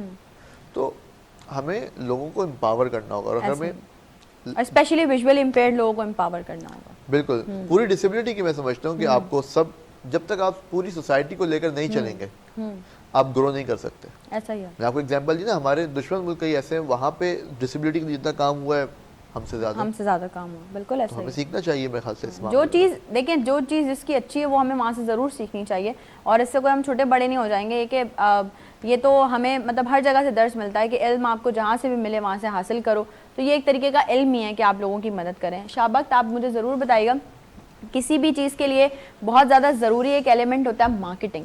अगर हम बात करें ब्रेल की, तो ब्रेल को हम मार्केट किस तरह से कर सकते हैं, ब्रेल की मार्केटिंग कैसे कर सकते हैं? अच्छा देखें, मार्केटिंग के लिए सबसे जो आपका पहली चीज़ है वो अवेयरनेस होती है। मैं कहता हूँ कि पाकिस्तान में अवेयरनेस अगेन बहुत लिमिटेड है, तो इसके लिए ये है कि एजुकेशन लेवल पे, अगर हम लोग स्कूलिंग लेवल पे कहते हैं या हम लोग यूनिवर्सिटी लेवल पे कहते हैं, तो इस तरह के कोर्सेज कम से कम एक कोर्स इंट्रोड्यूस करवाना चाहिए जहाँ पे ब्रेल टीच करवाई जाए। सही, ठीक है, इट्स अ बिल्कुल। लाइफ स्किल, ऐसी चीज़ है जिसके जो एक दफ़ा बंदा सीख ले तो उसको पूरी ज़िंदगी काम आ सकती है, बिल्कुल कभी भी ऐसा ज़रूरत पड़ सकती है किसी को हेल्प करने में। खुदा ना खास्ता अगर अपनी फैमिली में या उसका कोई केस होता है उसको हेल्प हो सकती ऐसा है। ही है। तो मैं कहता हूँ कि वहाँ से जब ब्रेल उनको इंट्रोड्यूस करवाई जाएगी वो खुद भी सीखेंगे, अब उनके कोर्सेज में आएगी तो उनके पेरेंट्स, उनके सिबलिंग्स वाला भी सीखेंगे। बिल्कुल ऐसा ही है। ठीक है, यूनिवर्सिटीज़ के अंदर बेसिक कोर्सेज की जो रिक्वायरमेंट होती है उनके अंदर ब्रेल के कोर्सेज इंट्रोड्यूस करवाने चाहिए। सिंगल एक कोर्स हो साइन लैंग्वेज एंड ब्रेल के ऊपर हो जाए, जिसकी वजह से आपको ये लाइफ स्किल्स आ जाएँ। ठीक है, यहाँ से बेसिकली ब्रेल की मार्केटिंग होगी, ब्रेल की अवेयरनेस क्रिएट होगी। ठीक है, इसके अलावा देखें, अब जो विजुअली इम्पेयर्ड हैं इनके राइट्स बिल्कुल हमारी तरह ही हैं। ठीक है, हर चीज़ में राइट है इनका। ये कि ये लोग रेस्टोरेंट्स पे जाते हैं, आउटिंग के लिए जाते हैं, तो वहाँ पे इनको इनके मेन्यूज ऐसे सर्व होने चाहिए जो ब्रेल में हो। बिल्कुल। ठीक है, जैसे अभी उमर भाई ने बताया कि एक टेक्सटाइल कंपनी ने अप्रोच किया जो टैग्स के लिए। ठीक है, ये बहुत अच्छा इनिशिएटिव है, हर कंपनी को करना चाहिए कि उनके जो प्रोडक्ट्स हैं उनके ऊपर ब्रेल में लिखा हो, ताकि अगर कोई ब्लाइंड आता है तो वाकई देख सके अच्छा कलर कौन सा है, साइज़ क्या है, क्या फैब्रिक है, वो सारी चीज़ें खुद कर सके। मतलब किसी भी डिपेंड होने की जरूरत बिल्कुल एग्जैक्टली। और यही चीज़ हर इंडस्ट्री में इंट्रोड्यूस करवाई जा सकती है। मतलब कि आप किसी गवर्नमेंट ऑर्गेनाइजेशन में जा रहे हैं, आप कहीं प्राइवेट ऑर्गेनाइजेशन में जा रहे हैं, आप इंश्योरेंस की कंपनी में जा रहे हैं, वहाँ पे जितने डॉक्यूमेंट्स हैं इनके लिए एक्सेसिबल होने चाहिए। किसी बिल्डिंग में एंटर हो रहे हैं तो वहाँ पे एक्सेसिबल होने चाहिए। इवन अगर हम लोग फॉरेन कंट्रीज़ में देखें, देयर आर सर्टेन प्लेसेस जहाँ पे अगर कोई सीनरी है, कोई व्यू है, तो वहाँ पे रेलिंग के ऊपर ब्रेल इंट्रोड्यूस की हुई होती है ताकि वो उसको खुद रीड करके वो सीन को इमेजिन कर सकें। ये बहुत एक छोटा कॉन्सेप्ट है लेकिन उनके लिए बड़ा इंपॉर्टेंट है कि वो पूरी एक इमेज अपने दिमाग में बना सकते हैं। और पाकिस्तान में इस तरह की अनफॉर्चुनेटली चीज़ें नहीं हैं जो कि हमें इंट्रोड्यूस करनी चाहिए, हर स्टेप के ऊपर लेकर आनी चाहिए। लेकिन जैसे आप लोग भी काम कर रहे हैं और भी मैं समझती हूँ कि जब लोग और भी लोग देखेंगे, जितनी अवेयरनेस आएगी उतना लोग जुड़ना शुरू हो जाएंगे साथ ना, तो ये होगा। और ये वाकई बिल्कुल सही बात है कि हमें स्कूल लेवल पे यानी अपने जो एकेडमिक लेवल है उससे ही हमें स्टार्ट कर देना चाहिए। ब्रेल की जो अवेयरनेस है वो लोगों तक ज़रूर पहुँचानी चाहिए। अच्छा, जब भी कोई अच्छा काम लेके आप चल रहे हो ना, नेगेटिव चीज़ों में तो नहीं, लेकिन जब आप कोई पॉजिटिव चीज़ लेकर चल रहे हो तो चैलेंजेस आपको बहुत सारे दरपेश होते हैं। उमर, हम ज़रूर जानना चाहेंगे इस नेक काम में क्या क्या चैलेंजेस आपको फेस करने पड़े। Thank you. मैं पहले कुछ चीज़ें ना ऐड ऑन करना चाहूँगा आपके डिस्कशन के अंदर। मैं समझता हूँ स्कूल्स के अंदर हमने चाइनीज़ लैंग्वेज के लिए एक चैप्टर इंट्रोड्यूस करवा दिया।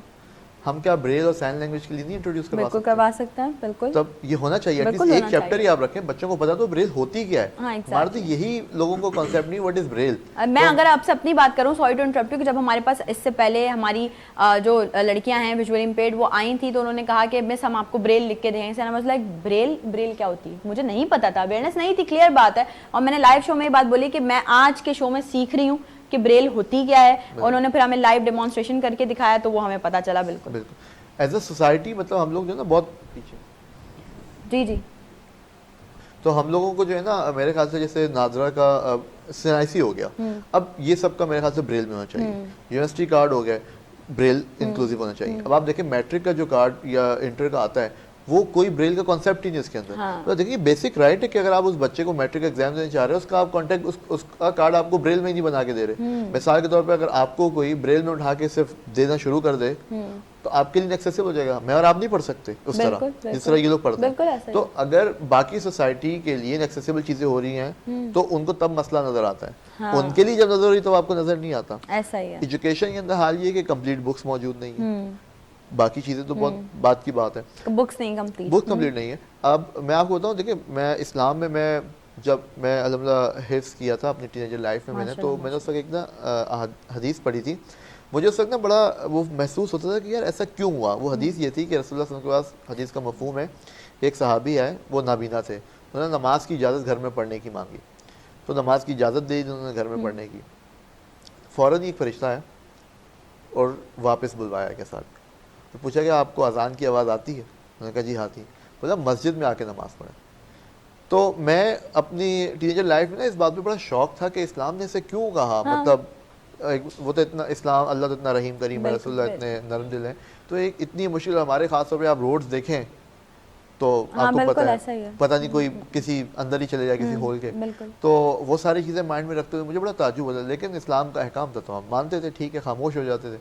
जब मैं इस फील्ड में आया और मैंने लोगों के मिला और देखा तो मुझे आइडिया हुआ कि जो लोग विजुअली इम्पेयर्ड साइटेड लोगों के दरमियान पढ़ते और काम करते हैं और वो विजुअली इम्पेयर्ड लोग जो घरों में महसूर रहते हैं, जैसे आम लोग हमारे निकलने नहीं देते, उन्हें दबा के रखते हैं, इनकी इंटेलेक्चुअल लेवल के अंदर जमीन आसमान का फर्क है। बिल्कुल बिल्कुल ऐसा ही है, क्योंकि ट्रांसफर ऑफ नॉलेज। अब मिसाल के सारे ब्लाइंड बच्चे पढ़ रहे हैं, मोबाइल के अंदर कोई नई चीज़ आई है या मोबाइल चलाने आता है, तो मैं ऐसी शहर के अंदर बड़ी पढ़ी लिखी फैमिली से मिला हूँ, उनको मैंने बताया कि भाई ये मोबाइल और कंप्यूटर इस्तेमाल कर सकते हैं, अवेयरनेस दी है बिल्कुल टेक्नोलॉजी की। अब अगर वो किसी बच्चे के साथ होता मोबाइल, वो साइटेड बच्चे के साथ, तो यकीनन वो बच्चा कुछ ना कुछ जाके रिसर्च ही कर लेता, वो लोग देख के ही बता देते। अब क्योंकि उनको घर में महसूर, उनकी दुनिया ही पूरी अलग कर दी है। यही बात, ये जो यूनाइटेड नेशन ने ये जो सोशल इंक्लूजन और इंक्लूसिव एजुकेशन का कॉन्सेप्ट अभी दिया है, ये इस्लाम ने 1400 साल से पहले दे दिया था। क्या बात है, ठीक है, इस्लाम ने तो हमें 1400 साल पहले बता दिया था आपने इनके बारे में क्या करना है और इनके बारे में आपका रवैया क्या होना चाहिए। एक वाक़या है कि अगर आपने सुना हो कि हज़रत उमर फ़ारूक ने नोट किया कि हज़रत अबू बकर नमाज के बाद ना चले जाया करते थे।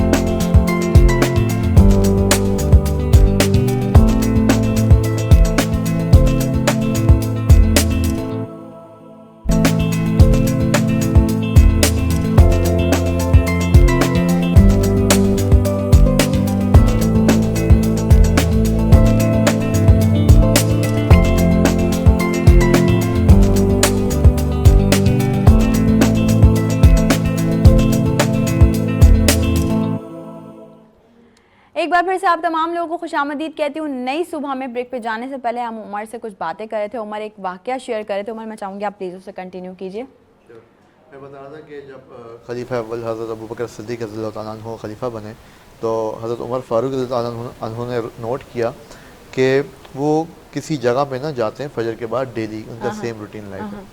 तो उन्होंने चेक किया कि कहाँ जाते हैं ना, तो पता चला कि एक नाबीना औरत थी, वो उनका जाके घर का देखभाल किया करते थे।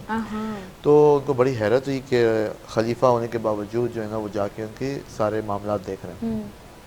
तो हज़रत उमर फ़ारूक रज़ियल्लाहु ताला अन्हु जो है ना उन्होंने भी जब वो खलीफा बने तो सेम रूटीन को फॉलो करने की कोशिश की कि उस औरत को पता ना लगे और महसूस ना हो कुछ, और उसी तरीके से सारी चीज़ें की जैसे वो कर रहे थे। तो हुआ ये कि लेकिन जो है ना उस औरत ने फिर भी उनसे पूछ लिया कि बेटा तुम कौन हो। तो हज़रत उमर फ़ारूक रज़ियल्लाहु अन्हु को ताज्जुब हुआ कि ये नाबीना इसको पता कैसे लगा कि मैं कोई और हूँ, जबकि ये नाबीना है और मैं वो सारे काम देख रहा हूँ जो वो देख रहे थे खलीफा अव्वल। तो उनसे रहा नहीं किया और पूछ लिया कि आपको कैसे पता चला कि जो है ना मैं अबू बकर नहीं हूँ। तो उन्होंने कहा बेटा कि बेशक तुम जब आते हो ना तो तुम मेरे घर की सफाई भी करते हो, तुम रोटी आटा भी गूंद के देते हो, रोटी पका के मुझे देते हो और सारा कुछ करते हो। लेकिन वो जो अबू बकर था ना वो नवाला भी मेरे मुंह में डाला करता था।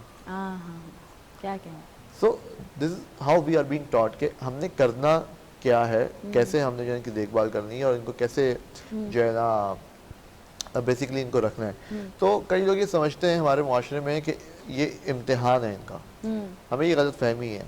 असल में इम्तिहान हमारा है। बिल्कुल, बहुत अच्छी बात। जिसको दी गई होती है नेमत असल में इम्तिहान उसका होता है। बिल्कुल। जिसको नहीं दी गई उसका तो इम्तिहान ही नहीं है। ऐसा ही है। बिल्कुल। तो जब तक ये कॉन्सेप्ट नहीं समझेंगे ना कि गाड़ी बंगले वाले की जो है ना आजमाइश है, हम तो समझे सारी आजमाइशें गरीबों के लिए। आजमाइश गरीब की नहीं है, असल आजमाइश उसकी है जिसके पास नेमतें हैं, पैसा दौलत ताकत, ऐसा ही है, उसकी है आजमाइश, उसकी है पूछ-गिछ। तो इस कॉन्सेप्ट को हमें मुआशरे में समझना होगा कि क्या रसूलुल्लाह सल्लल्लाहु अलैहि वसल्लम की टीचिंग्स हैं, क्या सहाबा की टीचिंग्स हैं। और जब तक मुसलमानों ने, मैं समझता हूँ कि अपने इस तबके का ख्याल रखा है कि जो भी मार्जिनलाइज हो, देखें आप चाहे बेवा हो, रियासत की तरफ से उनको एक अमाउंट दी जाती है, यतीमों की परवरिश की जाती है। रसूलुल्लाह सल्लल्लाहु अलैहि वसल्लम जब तक हयात थे तो उन्होंने अपने आप को बिल्कुल एक सरप्रस्त समझ के रियासत का चलाया और जितने भी यतीम हुआ करते थे उन सब की देखभाल जो रसूलुल्लाह खुद किया करते थे। उन्होंने ये टीचिंग दी बेसिकली जो एक्चुअल जिसे कहते हैं ना कि सोशल वेलफेयर स्टेट, वो टीचिंग हमें वहीं से मिलती है। उसका कॉन्सेप्ट ही एक्चुअली रसूलुल्लाह ने दिया कि रियासत को कैसे देखभाल करनी है। वो सिर्फ गवर्नमेंट जो हमारे एम्प्लॉइज हैं ना उनके बच्चों की देखभाल नहीं करनी कि अगर उनमें कोई फौत हो जाए तो उसको प्लॉट दे दें, उसको जो है ना पेंशन दे दें, नहीं, सबके लिए, जो यतीम है उस सब की, जो बेवा है उन सब की देखभाल करनी है। जिसके पास घर नहीं है आपने उन सबको देखना है। अनफॉर्चुनेटली मेरे ख्याल से अब हम देखते हैं तो आपको जापान स्कैंडिनेविया में तो ये कॉन्सेप्ट नजर आते हैं, लेकिन हमारे मुआशरे में नजर नहीं आते। वहाँ पे एक कॉन्सेप्ट है कि जी मिनिमम वेज का जो कॉन्सेप्ट है उसमें पूरा बजट बनाए और चेक करें तो हर चीज़ अफोर्डेबल है। उसमें आपको रिहाइश अफोर्डेबल हो जाती है, आपके लिए खाना अफोर्डेबल है, आपके लिए ट्रैवलिंग अफोर्डेबल है, ठीक है। लेकिन हमारे जो मजदूर की मिनिमम उजरत है, मैं आपको देखें अभी भी कहता हूँ, मेरा एक चैलेंज होता है जब भी बात होती है किसी से, आप किसी भी पेट्रोल पंप पे जाएं और चेक करें वहाँ उनको कितने पैसे मिल रहे हैं। किसी की आज तक मैंने देखा कि मिनिमम वेज भी इनकम हो, किसी भी गार्ड की इतनी इनकम नहीं होती है, ठीक है। बहुत ओपन चीज़ है, मतलब ये अभी दूर दराज इलाकों में या गाँव देहात में जाने की ज़रूरत नहीं हमें, हम बहुत पब्लिकली देखते हैं, हमें नहीं मिलता। आप यूएस यूरोप में जाएं, वहाँ पे जो डिसेबल लोग हैं उनकी जो असिस्टिव टेक्नोलॉजीज हैं वो गवर्नमेंट खरीद के उनको देती है। ऐसा ही है, ऐसा ही है, ठीक है। हमारे आप देखें यहाँ अगर लोग प्रोवाइड भी कर रहे हो तो तब भी नहीं दी जाती हैं, नहीं। और अनफॉर्चुनेटली मैं एक फैमिली, मैं लाहौर में था, वहाँ एग्जीबिशन में तो एक फैमिली आई मेरे पास, उन्होंने मुझे बताया कि उनके स्कूल में बच्चे के पास जो असिस्टिव टेक्नोलॉजीज बेसिकली कुछ महंगी चीज़ नहीं थी, बहुत सस्ती, शायद बेसिक कुछ चीज़ें, व्हील चेयर थी या उस तरह की कुछ चीज़ें थी। तो वो कहती थी वो जो वहाँ के गवर्नमेंट अफसर थे वो गवर्नमेंट से आने के बाद वो रख लिया करते थे और बच्चों को जब नई वाली दोबारा आती थी तो वो पुरानी बेच दिया करते थे और इस तरह वो पैसे बनाते थे। तो हम तो तसव्वुर भी नहीं कर सकते कि कैसे कैसे जो है ना इनके साथ सलूक हो रहा है, क्योंकि चेक एंड बैलेंस का सिस्टम नहीं है ना। नहीं है, मतलब आपने जो है ना एक मिनिस्टर ने या एक गवर्नमेंट अफसर ने अपने इतने बंदे बाहर रख दिए कि वो अप्रोच ही नहीं कर सकता। भाई क्यों, आप पब्लिक सर्वेंट हो, आप बस में जाओ, क्यों गाड़ी आपके लिए? भाई मैं आप यूरोप में जाएं, स्कैंडिनेविया में, वहाँ पे बड़े बड़े मिनिस्टर बस में जा रहे हैं पब्लिक ट्रांसपोर्ट में।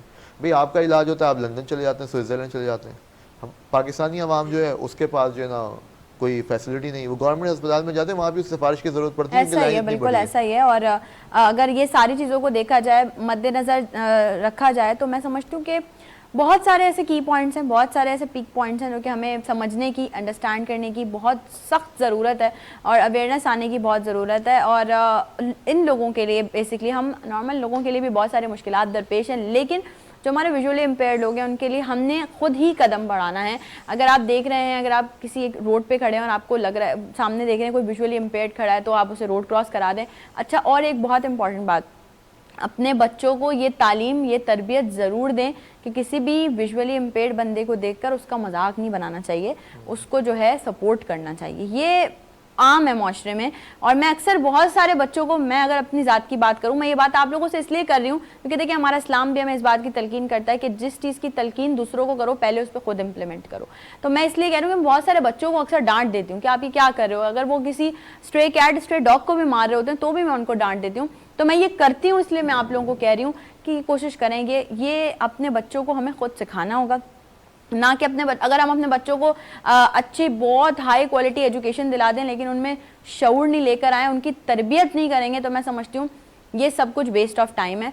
एक बहुत अच्छी बात जो कि हमारे बहुत सारे लोग कह चुके हैं और मैं भी आज उसको रिपीट करूंगी, माओं का बड़ा अमल दखल है बच्चों की तालीम और तरबियत में। बच्चे की पहली दर्जगाह जो होती है वो माँ की गोद होती है, और अगर आप उसको छोटी उम्र से ही गैजेट्स पे लगा देंगे, मोबाइल फ़ोन्स पे, कि जी बच्चा खाना खा रहा है तो फ़ोन दे दिया, रो रहा है तो फ़ोन दे दिया, कार्टून्स लगा दिए, तो फिर आपकी ममता कहाँ चलेगी? ये माएँ अपने सर से एक वो उतार रही हैं। हमारी माओं को देखें और जो पुराने ज़माने की माएँ थी उनको देखें कि वो बच्चों किस तरह से उन्होंने पाल पोस के बड़ा किया, तभी आज हम सब इस तरह से एम्पावर्ड हैं और हम आने वाले बच्चों को भी चाहते हैं कि वो भी एम्पावर्ड हों।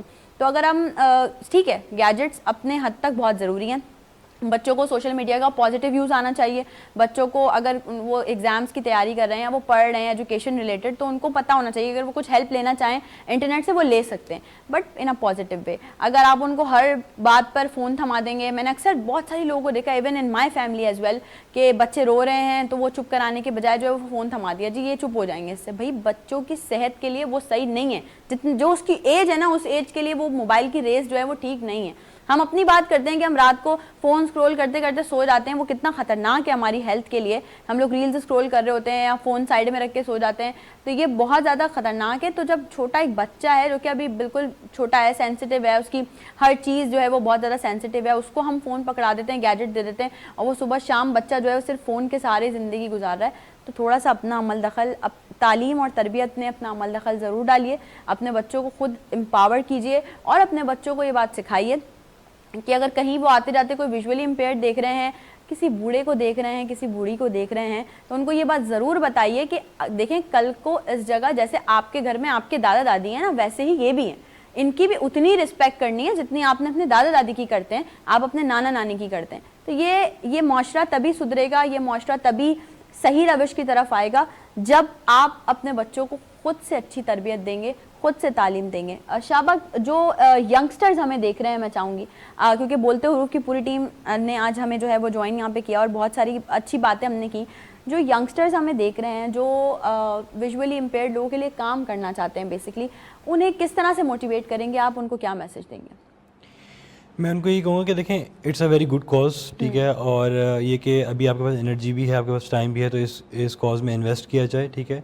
आपके पास ऑनलाइन रिसोर्सेज हर तरह के अवेलेबल हैं, ख़ुद भी सीखें, अपने उन रिसोर्स को इस्तेमाल करें, दूसरों को भी सिखाएं, अपने आसपास अवेयरनेस क्रिएट करें। आपको अगर आपके किसी विजुअली इम्पेयर्ड को या किसी हेयरिंग इम्पेयर्ड को जानते हैं, उसको जितना ज़्यादा हेल्प कर सकते हैं उसको करें, उसको कुछ सिखाएँ, उसकी कुछ हेल्प करें कि इवन आपका छोटा सा एक इम्पैक्ट उसके ऊपर क्रिएट होगा, उसकी पूरी लाइफ बन सकती है, ठीक है। आप उसको एक छोटी सी चीज़ सिखा देंगे तो उसके लिए मे बी वो आगे जाके बहुत बड़ा स्टेप बन जाएगा, जिसकी वजह से उसको बहुत ज़्यादा हेल्प हो जाएगी फ्यूचर में।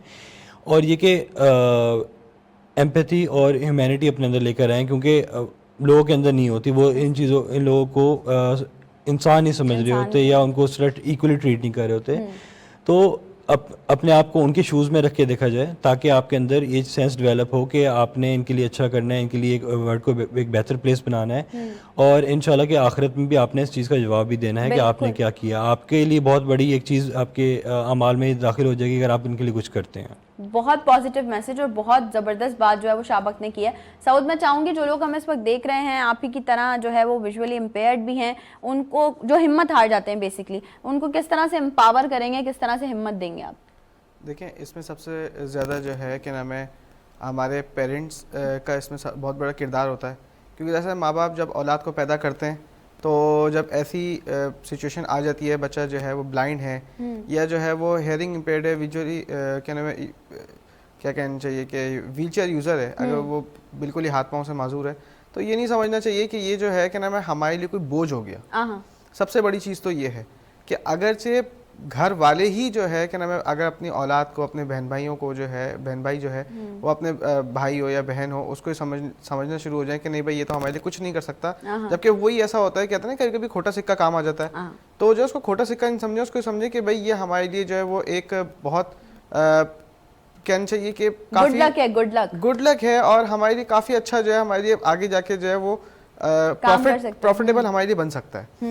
तो मैं समझता हूँ कि इसमें सबसे बड़ा किरदार जो है हमारे घर वालों का है, बिल्कुल, और साथ साथ जो है हमारे फिर जो आगे जाके दोस्त बनते हैं उन दोस्तों का है कि वो ये ना समझे कि यार ये हमसे कमजोर हैं, वो समझे कि भाई हम और वो एक बराबर हैं। तो ये बहुत बड़ी चीज़ है कि इस तरीके से जो है, जो आगे समझता है ना, जैसे मैं अपने बारे में बताया मैंने कि मैं खुद ये समझता था कि मैं शायद दुनिया में अकेला ब्लाइंड हूँ, लेकिन जब मैं लोगों में उठा बैठा जाना ना शुरू किया, लोगों में आगे जब बढ़ता रहा, देखता रहा, तो फिर मुझे पता चला नहीं भाई मुझे जैसे और भी लोग हैं, मेरे साथ तो प्रॉब्लम्स बहुत कम है, लेकिन जो दूसरे मुझसे ज़्यादा ब्लाइंड लोग हैं वो उनकी प्रॉब्लम मुझसे ज़्यादा है। तो जब मैंने ये चीज़ देखी तो मैं शायद अपनी प्रॉब्लम को ही भूल गया, और उनके लिए मैंने उससे ज़्यादा मैंने काम करना शुरू कर दिया। तो मैं समझता हूँ कि हमारे जो साइटेड लोग हैं वो यही काम करें कि जो है उनको अपने से कमतर ना समझें, वो समझें कि भाई हम जो है जैसे हम हैं वैसे ये हैं। जब तक ये चीज़ नहीं आएगी तब तक मैं समझता हूँ कि माशरा आगे नहीं बढ़ सकता। बिल्कुल, क्या बात है सऊद, बहुत ज़बरदस्त। मानूर, मैं चाहूँगी कि इस एंड नोट पे जो हमारी फीमेल सोसाइटी है और जो विजुअली इम्पेयर्ड भी हैं, साइटेड लोग भी हैं, उनको क्या मैसेज देना चाहेंगी, क्या कहना चाहेंगी कि अगर कोई फीमेल उनको नज़र आती है, उनकी फैमिली में है, तो वो उसको किस तरह से सपोर्ट कर सकते हैं? देखिए, मैं सबसे पहले यही उन्हें कहूँगी कि इस माइंडसेट को जो है ना अपना चेंज करना है हमें, कि ब्लाइंड कुछ नहीं कर सकता। ठीक है, पहली चीज़ कि ब्लाइंड सब कुछ कर सकता है, जिस तरह एक नॉर्मल इंसान है उसी तरह उनका भी एम्स और एम्बिशन है।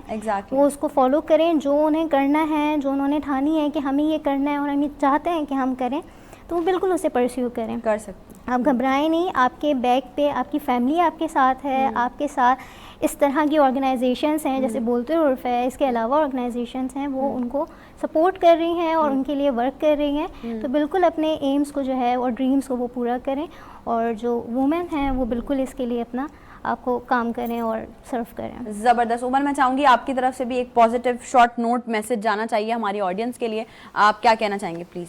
देखिए, मैं कहना चाहूँगा कि 3 चीज़ें कुरान पाक के अंदर अल्लाह ने फरमाया कि मेरे हाथ में, मौत, इज़्ज़त और रिस्क। बेशक अगर आपका वाकई इन 3 चीज़ों पर ईमान है तो मेरे ख्याल से आपको जो आपका नेक पैशन है ना, उसी को अपना प्रोफेशन बनाना चाहिए।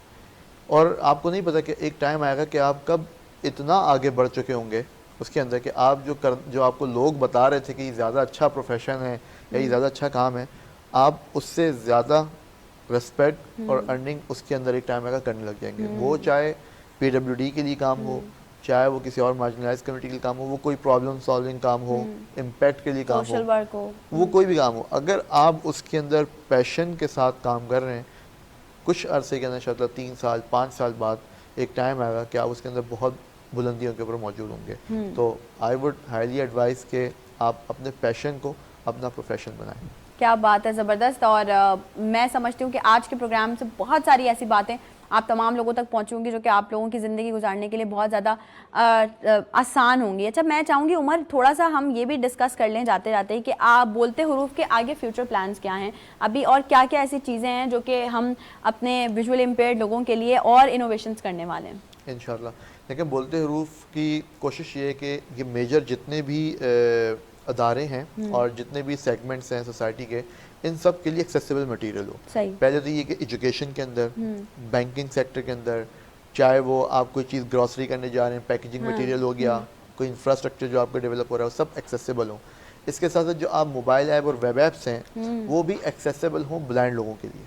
हाँ, ये बहुत अच्छी बात है। तो हम लोग कोशिश कर रहे हैं कि एक सारा जो एक तो इंफ्रास्ट्रक्चर वो एक्सेसिबल बनाए, सही। फिर लोगों को इसकी हम लोग सेंसिटाइजेशन ट्रेनिंग दें कि सेंसिटाइज करें कि क्या एसेसिव टेक्नोलॉजीज अवेलेबल है और किस तरह आप इंफ्रास्ट्रक्चर एक्सेसिबल बना सकते हैं। सही। और साथ में एक स्किल ट्रेनिंग का प्रोग्राम बहुत ज़रूरी है जो पर्सन विद डिसेबिलिटीज़ के लिए इंशाल्लाह वो हम करने जा रहे हैं, ताकि ये लोग मेन स्ट्रीम जो हमारी सोसाइटी है उसका पार्ट बन सकें, जैसे फाइनेंशियल इंक्लूजन भी जो अपने ट्रू सेंस के अंदर जो है वो पॉसिबल हो सकेगी इंशाल्लाह। और हम बाकायदा भी इसके लिए एक प्रोग्राम करने जा रहे हैं जिसके अंदर हम एंटरप्रेन्योरशिप का एक प्रोग्राम है for the PWD by the PWD। Okay okay. तो उसमें पैनल डिस्कशन एजुकेशन और फाइनेंशियल इंक्लूजन के ऊपर होगा। जो लोग जॉब हासिल करना चाहते हैं वो कंपनीज इंशाल्लाह उधर आएंगी, आप उसमें अपनी CV दे सकते हैं, जॉब हासिल कर सकते हैं। अगर आपके पास आइडिया है तो आप वो It's all अप्लाई कर about सकते हैं। networking for PWDs। Yes, it's all about. तो आपको उसके अंदर प्राइज विनिंग अमाउंट्स होंगे इंशाल्लाह, आप वो विन कर सकते हैं, उससे अपने आइडिया के ऊपर काम कर सकते हैं। For the PWD by the PWD और जॉब करना चाहते हैं आपको जॉब अपॉर्चुनिटीज इंशाल्लाह होंगी। अच्छा, मैं ये समझती हूँ, अगर मैं अपना ओपिनियन दूँ कि हमें कोशिश करनी चाहिए कि specially when it comes to visually impaired, तो हमें उनको बिजनेस की तरफ, एंटरप्रेन्योरशिप की तरफ ज़्यादा लाना चाहिए, बजाय इसके कि हम उन्हें जॉब्स दें। क्योंकि मैं हमेशा से एक बात कहती हूँ अपने शो में कि जॉब जो है वो आपका सिर्फ जो है वो ख़ानदान चलाती है, लेकिन जो बिजनेस होता है वो आपकी नस्लें पालता है। तो इस पर भी ज़रूर आपने काम करना है उमर जी इंशाल्लाह, बिल्कुल बिल्कुल। एंटरप्रेन्योरशिप पे ज़रूर काम कीजिएगा। और जितने भी हमारे विजुअली इम्पेयर्ड लोग हैं उनको एम्पावर करना, उनको ग्रूम करना, उनकी ज़िंदगी को और मज़ीद आसान बनाना, ये सब हमारे अपने ही हाथ में है। और बोलते हुरूफ की टीम आज हमारे साथ हमारे सेट पे थी। आप सबका बेहद शुक्रिया, thank you so much for being a part of us. और आप तमाम लोगों का बेहद शुक्रिया जो हमें स्क्रीन के उस पार देखते रहते हैं। डेली मेरी और आपकी मुलाकात होती है सुबह 10 से 12। आज वीक का पहला दिन था और आई होप कि आज का दिन जो मोटिवेशन से स्टार्ट हुआ है पूरा वीक ऐसे ही रहेगा। और आप तमाम लोगों ने आज के शो का फीडबैक ज़रूर देना है। रात को रिपीट होगा शो, आपने वो भी देखना है। और उसके बाद अगर कुछ लोगों ने अभी हमें ज्वाइन किया, कुछ बहनें रह गई हैं, थोड़ा सा काम वाम में लगी हुई थी, अगर अभी हमें ज्वाइन किया तो रात को रिपीट में शो आपने ज़रूर देखना है। और साथ ही साथ हमारे सोशल मीडिया पर आपने अपने फीडबैक का ज़रूर हमें जो है वो अपनी राय का इजहार ज़रूर करना है कि आज का शो आपको कैसा लगा। हमेशा कोशिश होती है नई सुबह की टीम की कि आपके लिए कुछ अच्छा, कुछ बेहतर, कुछ ऐसी चीज़ें आपके लिए प्रेजेंट की जा सके जिनसे आप मज़ीद आपको फ़ायदा हो सके। यकीनन आज का शो हमने अपने उन लोगों के नाम किया जो कि विजुअली इम्पेयर्ड हैं, जिनके लिए ब्रेल बहुत ज़रूरी है। तो वो तमाम लोग जो है आज बहुत ज़्यादा मुस्तफ़ीद हुए होंगे। ज़िंदगी रही इंशाल्लाह। कल मेरी और आपकी दोबारा होने वाली है मुलाकात मॉर्निंग 10 to 12 लाइव होंगी मैं आपके साथ। मुझे और मेरी पूरी टीम को अपनी ख़ास दुआओं में ज़रूर याद रखिएगा। आज के लिए दीजिए इजाज़त। अल्लाह हाफ़िज़।